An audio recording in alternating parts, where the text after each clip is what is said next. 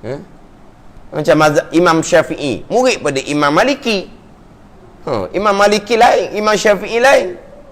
Imam Hanbali pula murid kepada Imam Syafi'i. Imam Syafi'i lain, Imam Hanbali lain. Ijtihad masing-masing. Sumbernya Al-Quran yang sama, hadis Nabi SAW. Ijtihad yang berbeza, ini menjadi rahmatlah kepada kita. Faham tak ni? Tapi memang akan timbul gitulah mikir kita. Macam mana lah kalau kita buat 4 pandangan tu, kita ambil manakah pandangan yang lebih tepat antara 4 pandangan. Ni orang sekarang ni ada pesen gitu. Kita tidak pakai pandangan imam-imam 4. Kita akan meneliti kepada dalil. Antara 4 pandangan, manakah dalil yang lebih tepat?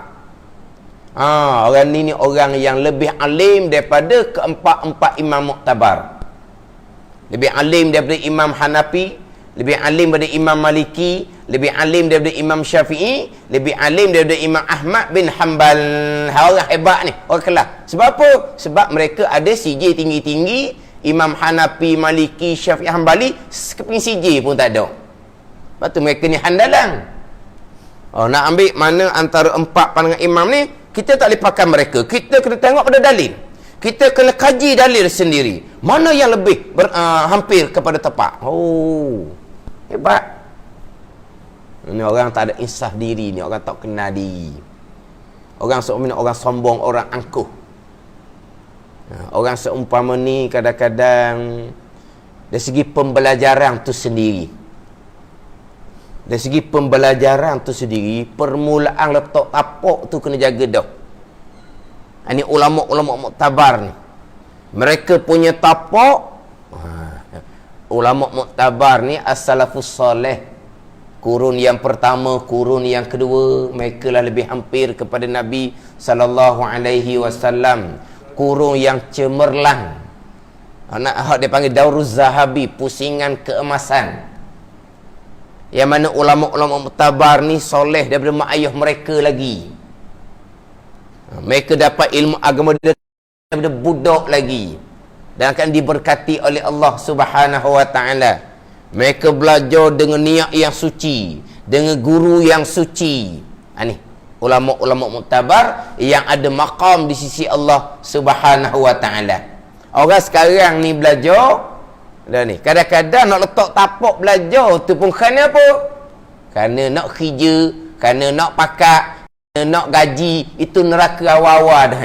Belajar agama bukan kerana Allah Subhanahu wa taala. Kemudian belajar tu bila lepas dah asas-asas hafadul ain, hafadul ain pun tak lepas. Kadang-kadang ba'aqidah pun cuka cemaking.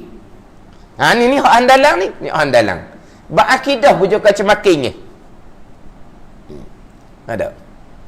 Kemudian belajar dengan guru mana? Ulama-ulama muktabar, guru mereka ratus-ratus, puluh ratus-ratus guru-guru yang soleh, yang suci, yang warak belaka. Orang hak ilmu pesen ni ilmu hak tak kenal diri. Ilmu hak tak kenal diri, boleh CJ tinggi-tinggi. Ulama-ulama dahulu pun manusia biasa, bukan semestinya tepat. Kita boleh mengkajilah sekarang mana pandangan yang lebih tepat. Kalau rasa nak pakai dengan orang seumpama tu, pakailah. Kadang-kadang tengok muka, tengok cara cakapan, ngememek muka dengan nyenyeh tu pun tak percaya dah. Nampak sangat sombong. Cara percakapan pun nampak nyenyeh. Apa tak nyenyeh? Kita Terengganu sebut nyenyeh je. Nampak sombong. Tak ada keinsafan diri. Ni tak boleh nak pakai ni. Kita orang kemudian hanya boleh beritahu. Mazhab Syafi'i bagian. Kalau mazhab Maliki bagian. Tak payahlah. Pada pandangan saya, pandangan yang lebih tepat, tak payah. Saya nak tarjihkan. Saya nak tarjihkan. Antara pandangan ni manakah? Tak payah tarjih lah. Tarjih ni antara dua pandangan manakah yang lebih? Yang lebih bertepatan. Tak payah. Kenapa sekarang gitu lah? Kadang-kadang langsung tak sebut nama mazhab. Kadang-kadang sebut. Tapi saya memilih pandangan ni kerana pandangan dalilnya lebih tepat. Allah angkuhnya. Cuma kita boleh gini je lah, sebut satu pandangan, kita boleh sebut dengan maslahat semasa, pandangan mazhab ni lah yang kita mudah sikit nak pakai. Gitu. Pandangan kita dak petika dah tepat, mana lebih tepat, memang tepat belaka. Cuma dengan suasana semasa ni lebih sesuai kita pakai pandangan mazhab ni. Tak apalah tu. Kan dah ni. Berbeza dengan antara pandangan mazhab Syafi'i, antara pandangan mazhab Maliki, saya berpandangan mazhab Syafi'i lah yang lebih hampir kepada dalil. Tak payah gitu. Tak payah. Tapi kalau kata pada pandangan saya lah, suasana kita sekarang, pandangan mazhab yang nak nilai betul pandangan tu, kita nilai betul semasa. Ada ni, kita betul semasa. Macam contoh hak sebut tadi tu lah, hak kalau ada pembalut, sapu air atau pembalut tanpa perlu bertayamum selepas berwuduk, mazhab Maliki dengan Hanafi. Kita tengok sekarang ni orangnya payah sikit nampaknya duduk di hospital. Kita tengoklah kalau susah sangat, kita ambil lah pandangan mazhab Maliki Hanafi. Sebab apa? Sesuai dengan mereka. Gitu. Kita bukan kata sebab tepat dalil mazhab Maliki, bukan. Dengan suasana orang sekarang berwuduk lagi, bertayamum lagi, ada pembalut di anggota wuduk, takutnya tak semayang terus takutnya. Jadi tengok kepada maslahat orang kita sekarang ni lemah. Nampaknya tak pun nak semayang je nampaknya. Tak apalah, awak berwuduk atau pembalut awak sapu air, tak perlu tayamum lah. Maka pandangan mazhab Maliki Hanafi ni lebih sesuai bagi orang-orang yang kurang amati mana seumpama tu kita kata. Gitu je lah. Mana kita boleh cerita mana-mana pandangan, cerita molek mazhab-mazhab yang lain. Tapi janganlah kita macam hak tadi, saya nak memilih pandangan ni sebab pandangan lebih tepat.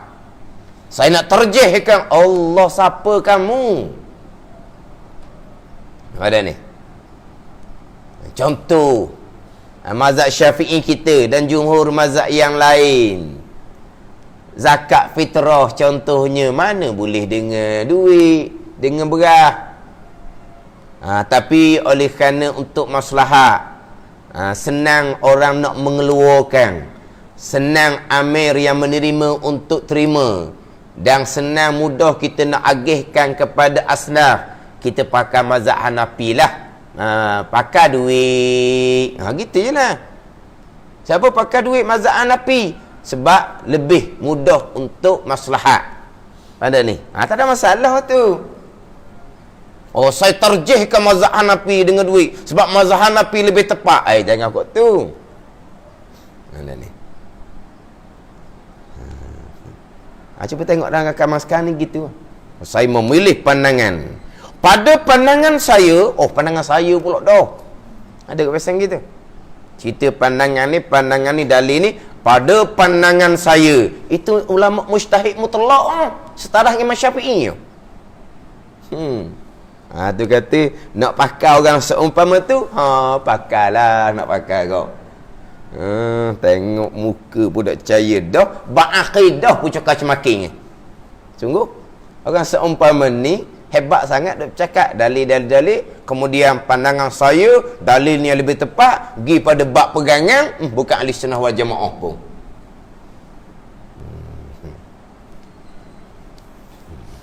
Lepas tu kita ngaji dengan tutup guru, dia sebut pandangan-pandangan mazhab yang lain, tapi tak sebut berkaitan dengan mana yang lebih tepat dah. Dia hanya sebut saja. Pandangan mazhab Syafi'i begiang, pandangan mazhab Maliki begiang. Kata je, betis tak kata. Tak pernah keluar di mulut tu gurunya, pada pandangan saya tak ada. Dalil mazhab Syafi'i lebih tepat. Tak ada, dia tak cerita gitu, tak ada. Dia hanya datangkan pandangan mazhab-mazhab yang lain untuk kalau kita dalam keadaan hajah, dalam keadaan darurah, kita boleh pakailah pandangan mazhab yang lain. Gitu je lah. Ada ni. Ataupun sebagai ilmu tambahan kepada kita. Mana? Ni kita kena cermat lah akhir zaman ni. Kita sama ni belajar, kadang-kadang dalam belajar kita niat pun kadang-kadang tak jaga. Ketika belajar pun kita tak jaga. Ni, ketika belajar bab makan minum pun kita tak jaga. Kadang-kadang belajar sambil-sambil mengorak lelaki puang je kadang-kadang. Kadang-kadang belajar dengan ustazah hok di depan tu belah-belah tengok tubuh ustazah je. Hak ni berkat ilmu. Faham-faham je lah. Orang ni biasa handalang Orang gini biasa handalang. Orang yang tidak ada insaf diri. Ada ni. Orang dulu belajarnya macam mana. Mereka dalam belajar tu soleh dah. Dalam belajar tu soleh dah ni. Sebab mereka soleh daripada keluarga lagi merekanya. Pada ni. Hak ni hak imam-imam muktabar yang kita turuti. Cuma kita orang kemudian boleh ceritalah pandangan mazhab imam ni begini. Pandangan